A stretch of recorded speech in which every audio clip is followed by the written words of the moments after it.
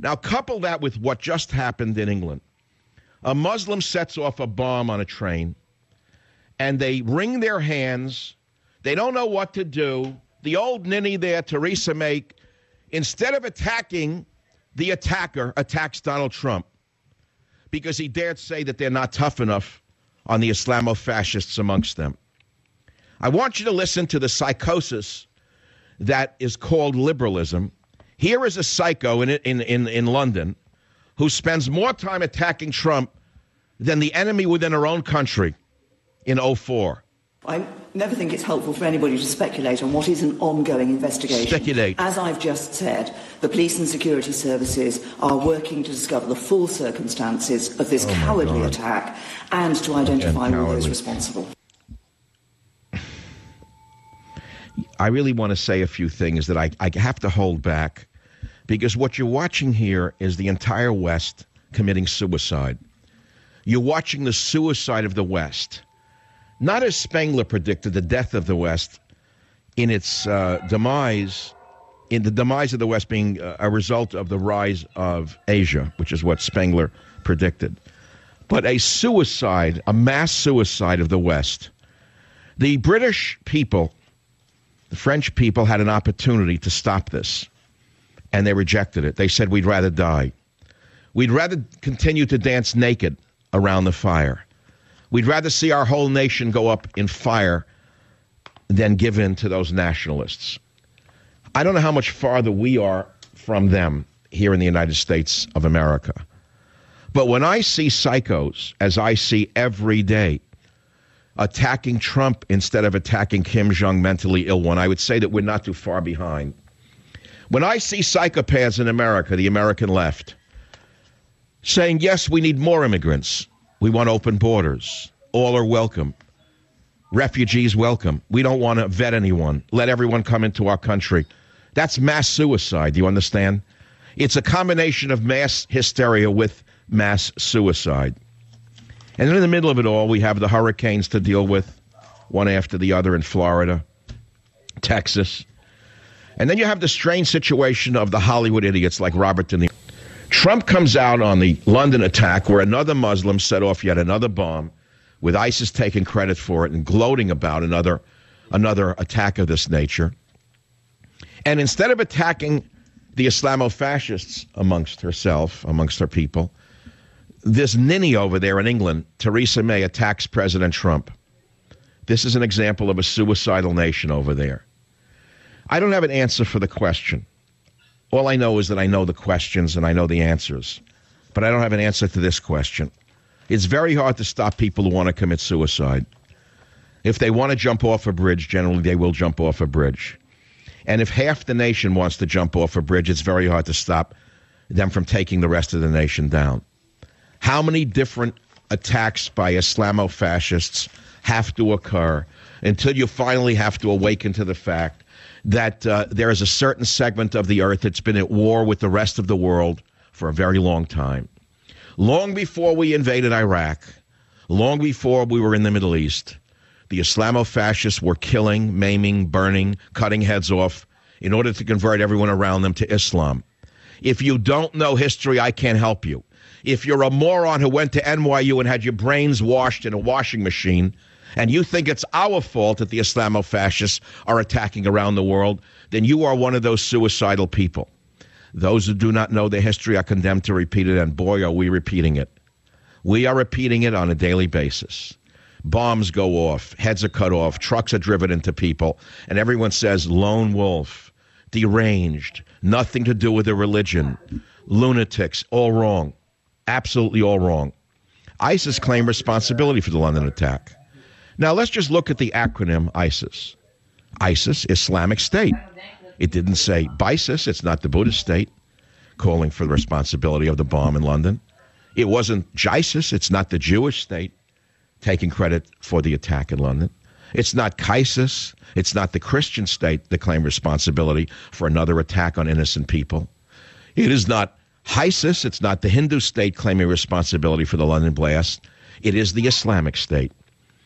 They are gloating over the attack, and as well as the attack in France, where another brave Muslim with a hammer attacked women in the street.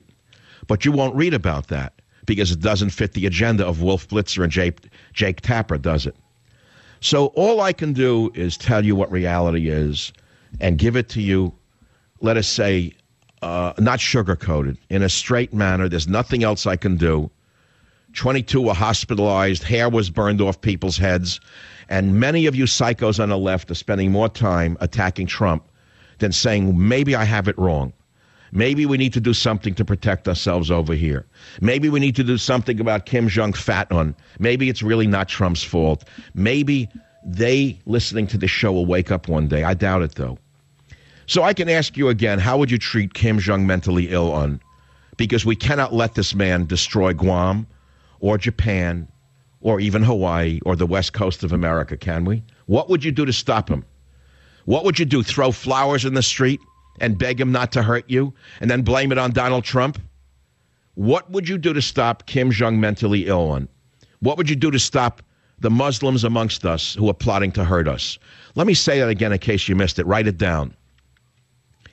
We know that before Trump was elected, the FBI said that there were over 1,000, this was under Obama, 1,000 active open investigations of, quote, terrorists that they were following in America. Terrorists meaning people who were, it wasn't a matter of whether they would attack innocent people in this country, but only a matter of when they would. Well, thus far under Trump, none of them, thank God, have yet attacked any of us. Apparently, our DHS and FBI is more interested in stopping a terror attack than investigating conservative websites, as was done under Barack Obama. So that's working so far. Whether it worked forever is another story. But it's an insane time to live in, when half the population of this country is so insane that they'd rather attack President Trump than Kim Jong-un or ISIS. So what would you do to stop all of this madness? How would you deal with this? So another Muslim sets off another terrorist bomb in London. Trump says we're not tough enough. The ninny who runs England says Trump is wrong, says nothing about the attacker. Here in America, you've got websites like AOL, released Mar-a-Lago visitor logs show only 22 names. British Prime Minister knocks Trump for terror attack. Protesters pour into St. Louis after ex-cop is acquitted. Not one word about Islamofascism. Not a single word about those threatening to destroy us. Instead, the little men, the little girls, the little boys who are just out of college, the brainwashed children who run these websites, come out obsessed with their hatred for this country. Obsessed, moreover, with their hatred for our national identity. Obsessed with the concept of NYU as the world. Obsessed with their images that don't relate to anything in reality. And they wonder how in the world, I wonder how this world can go on. You look at how, and so after another attack in London, here goes Prime Minister May attacking Trump instead of attacking the Islamofascist that she lets run wild in London. Listen to her in clip 3 about this ninny telling people what to do after another bomb on another London transport. Listen to this one. The public should go about their daily lives, but remain vigilant, and people who are travelling in London will see an increased armed police presence. I can't take it. Could you imagine we've gone from Churchill to May in just one generation? That the great England has degenerated into a non-existent nation? That they would elect a woman like this? A woman like this who has absolutely no ability to protect her own people? They should go around their daily lives and remain vigilant. What in the world does remain vigilant mean? What does that actually mean? If you see a man from the Middle East with a bomb in his hand, don't assume he's going to set it off until it actually goes off, because we may arrest you first for racism. Is that what she means by remain vigilant? I mean, this is how crazy it's become. How it ends, I don't know. I have some feelings on how this all ends, but I think only God knows how it ends. God, faith, and reason. No wonder I wrote the book. There's nothing left but God. There's nothing left but God. There's nothing left anymore. Here's another story I put up today on michaelsavage.com. John J. Professor slammed after tweeting he's proud to teach future dead cops. So another Muslim sets off another bomb in England, and right away the heads go in the sand and the tongues, they start to wag. And here in America, half the population is drugged and insane, spending more of their mind conspiring how to destroy Trump than to stop Kim Jong-un. or ISIS. Welcome to the program, like really. So why are there so many attacks by Islamics in the last few days? There are plenty, you know. Oh, yeah, quite a few. You won't read it in the Daily News or the New York Post right away.